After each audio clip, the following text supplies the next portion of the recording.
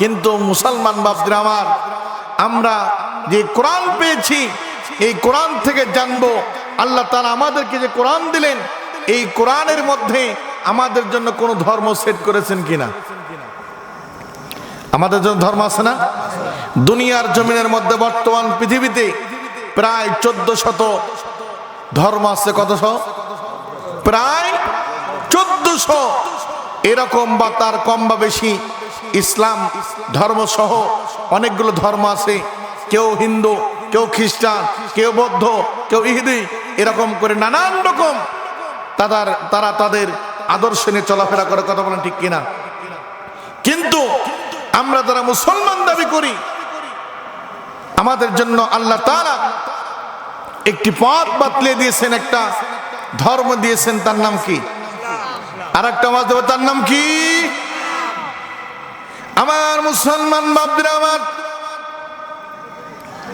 কথা লম্বা চলে নয়, স্বল্প সময়ে অল্প কিছু কথা বলে আপনাদের সামনে থেকে বিদায় নিতে চাই। কিন্তু মুসলমান বাপরা আমার, কথাগুলোকে শোনার জন্য, কথাগুলোকে বোঝার জন্য দিল এবং কানকে খোলা রাখতে হবে, মাথার মগজ দিয়ে কথাগুলোকে বোঝার চেষ্টা করতে হবে। কথা বলেন ঠিক কিনা? আল্লাহ রাব্বুল আলামিন কুরআনুল কারীমের মধ্যে আয়াত সেট করে দিয়ে तमाम দুনিয়ার মানুষের কাছে বার্তা দিয়ে দিলেন, মেসেজ দিয়ে জানিয়ে দিলেন। আল্লাহ তাআলা বলতেছেন, ইন্নাদ দীনা ইনদাল্লাহিল ইসলাম। আল্লাহু আকবার। এই দুনিয়াবাসী, আমার বান্দারা, দুনিয়ার যত মানুষ আসো, দুনিয়াতে যারা আমার দেয়া পরিচয় নি, তোমরা যারা মানুষ হিসাবে যারা নিজেদেরকে পরিচয় দাও, তোমাদের বিবেকের কাছে আমার একটা কথা রেখে দিলাম। তোমরা দুনিয়াতে চলতে ফিরতে শান্তির কথা চাও, শান্তির পথ চাও, শান্তিতে থাকতে চাও। কথা বলেন ঠিক কিনা? আমরা শান্তিতে থাকতে চাই কি চাই না? কথা বলেন, চাই কি চাই না? আমরা সবাই শান্তি চাই। আল্লাহ তাআলা দুনিয়াবাসীকে জানিয়ে দিয়ে বলতেছেন, দুনিয়াবাসী তোমরা যেহেতু শান্তি চাও, শান্তির জন্য আমি তোমাদের জন্য একটা ধর্ম নির্ধারণ করে দিলাম, তার নাম হলো ইসলাম। এদিক সেদিক যাওয়ার দরকার নাই, এদিক সেদিক দেখার দরকার নাই, কোনো দিকে তোমাকে যাওয়ার দরকার নাই। আল্লাহ রাব্বুল আলামিন এমন একটা ধর্মকে সেট করে দিলেন। আর একটা আয়াতের মধ্যে আল্লাহ তাআলা দুনিয়াবাসীর কাছে আরো ক্লিয়ার করে দিয়ে দিলেন, এই দুনিয়াবাসী আমি তোমাদের কাছে এমন একটা ধর্ম দিলাম, এমন একটা দিন দিলাম, এমন একটা ধর্ম দিয়ে দিয়েছি, এই ধর্মের মধ্যে কোনো কমতি রাখলাম না, পরিপূর্ণ একটা ধর্ম দিয়ে দিলাম তোমাদের মধ্যে। তোমরা যখন এই ধর্মটা পালন করবে তখন তোমাদেরকে এই ধর্মের মধ্যে কমানোরও দরকার নাই, বাড়ানোরও দরকার নাই। যা দিলাম তা তোমাদের জন্য পরিপূর্ণ করে দিলাম। আল্লাহ রাব্বুল আলামিন এই কুরআনুল কারীমের মধ্যে ছোট্ট একটা আয়াতের মধ্যে আল্লাহ তাআলা সেই কথাকে বলে দিলেন, ইয়াউমা আকমালতু লাকুম দীনাকুম ওয়া আতমামতু আলাইকুম ওয়া রাদিতু লাকুমুল ইসলাম দীনা। আল্লাহু আকবার।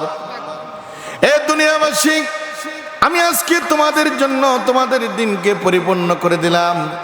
অর্থাৎ সেই সময় আল্লাহ তাআলা আমার হাবিবের উপর এই কোরআনের আয়াত নাযিল করে দিয়ে तमाम দুনিয়ার কাছে মেসেজ দিয়ে গেলেন। আল্লাহ তাআলা জানিয়ে দিলেন, বুঝাইয়া দিলেন, তোমাদের আর এদিক সেদিক করার দরকার নাই, তোমাদের কাটছাট করার দরকার নেই, তোমাদের জন্য ধর্মকে নির্ধারণ করে দিয়ে গেলাম। কিন্তু মুসলমান বাপরা আমার, আজকে এই কোরআনের কথাগুলো, আমরা হক কথাগুলো মানুষের কাছে বলতে পারি না। কথা বলেন ঠিক কিনা? আলেমরা যখন কোরআনের হক কথা বলে তাদের কণ্ঠনালীকে রদ্দ করে দেওয়া হয়, তাদের কথাগুলোকে বন্ধ করে দেওয়া হয়, তাদেরকে হুমকি ধামকি দেওয়া হয়।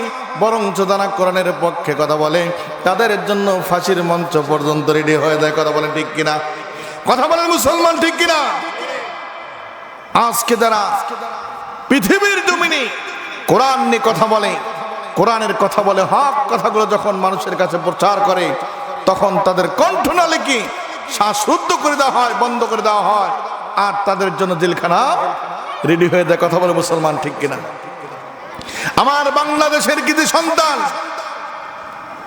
বাংলাদেশের ছোট্ট আবাল বৃদ্ধা বনিতা যারা আছে, প্রত্যেকটা মানুষের কাছে একটা নাম সুস্পষ্ট ভাবে প্রকাশ, আমরা সবার তার নাম জানি, যিনি 50টা বছর এই কোরআনের খেদমত করে গেছেন। তার নাম হলো আল্লামা দিলওয়ার হোসাইন সাইদি সাহেব। আল্লাহ তাআলা ওনার কবরকে জান্নাতের বাগান বানিয়ে দেন, সকল বলে আল্লাহুম্মা আমিন। উনি যখন এই ধরাধামে বাংলাদেশের মুসলমানরা অন্ধকারে নিমজ্জিত হচ্ছিল, সেই সময় বাংলাদেশের মানুষদেরকে কোরআনের আলোয় আলোকিত করে মানুষদেরকে সুন্দর একটা পথ দেখানোর চেষ্টা করেছিলেন। কথা বলেন ঠিক কিনা? বরঞ্চ তার বিরুদ্ধে এক শ্রেণীর নাস্তিক, মুরতাদ, বেঈমানরা ওই আল্লাহওয়ালা কোরআনের পাখিকে নারী কেলেঙ্কারি ধর্ষক বানাইয়া জেলখানার মধ্যে দীর্ঘ 13 বছর ধরে তিলে তিলে নিঃশ্বাস করে দিয়েছে। কথা বলেন ঠিক কিনা? মুসলমান বাপরা আমার, আজকে যারা এই কোরআনের পাখিদেরকে ধ্বংস করতে চেয়েছিল, তারা